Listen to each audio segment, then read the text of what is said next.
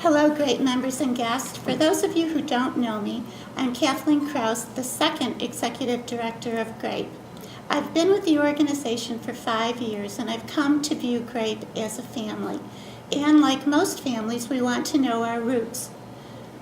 I have here today the pleasure of introducing 3 important women in the Grape family. Bev Groden and Nancy Stark, co-founders of Grape, and Jean Jones, the first executive director of Grape. Like most families, we want to know our history, and many in the organization do not know how Grape began. Bev and Nancy, with Jean's help, are going to tell us the history of Grape. Thank you, Kathleen. And it's so great that you two can be with us, Bev and Nancy, on this happy occasion. 20 years, can you believe it? Wow, it's a long time. So you're going to help us with the beginning, by the way. Well, our first real meeting outside of, these little formation things was at the Brighton Recreation Center. Brighton very graciously let us have a meeting room for the first couple of years, and that's where we held our monthly morning meetings. So then you sent out an APB, an all points bulletin. Absolutely, and What was this response to that? incredible. If we had 25 people at our original group, each one not only brought one, but that person brought one individual, and people just were there. Maybe there were 50 people at our first formal open meeting. Yeah. Everybody in total agreement to the point where they were willing to kick in money to help us get our program up and going. So Nancy, then there was a steering committee formed to take it through the next step. And what were their priorities? What were the priorities that they set?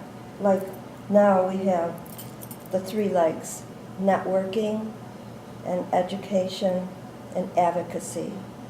Greater Rochester Area Partnership for the Elderly exemplifies who we are, and we determined what we wanted to do was to provide really a 3-pronged initially service to the professionals who were in our organization. One was an opportunity for networking, one was an opportunity to receive information and distribute information, and the other was an educational component. It wasn't just a 1 or 2 person or 3 or 4 person effort. It was a community of professionals, business people who saw the need. So in our case, it took an entire community to start Grape and to keep it going these 20 years. Did you ever envision that it would still be here and growing the way that it is? No, because I had seen, having worked in elder services for a number of years, I saw organizations come and go, well-established organizations.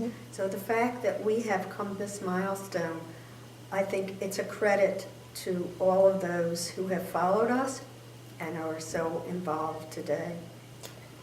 So you must feel very proud, both of you. I think it's very gratifying to see where it's come in 20 years. I think it's a credit to the concept that the professional or the profit and not-for-profit organizations could work together. I think the fact that Grape has been, and the people involved in Grape, have been able to be flexible about their priorities and the way that the organization, the direction that the organization takes speaks a lot to the individuals and the cooperative spirit, and to people like you and Kathleen, who came on board along the way to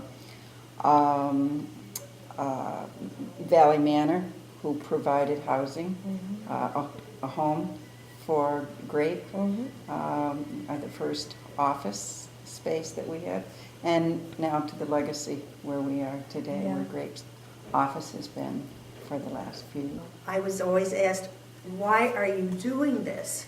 And you have to remember that at the time I was only in my 40s.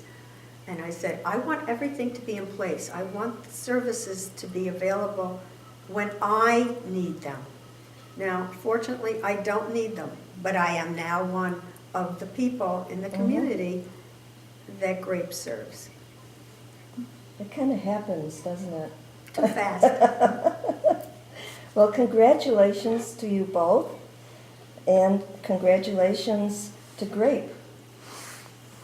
Great. Here's to another 20 years of success and bringing good things to the community.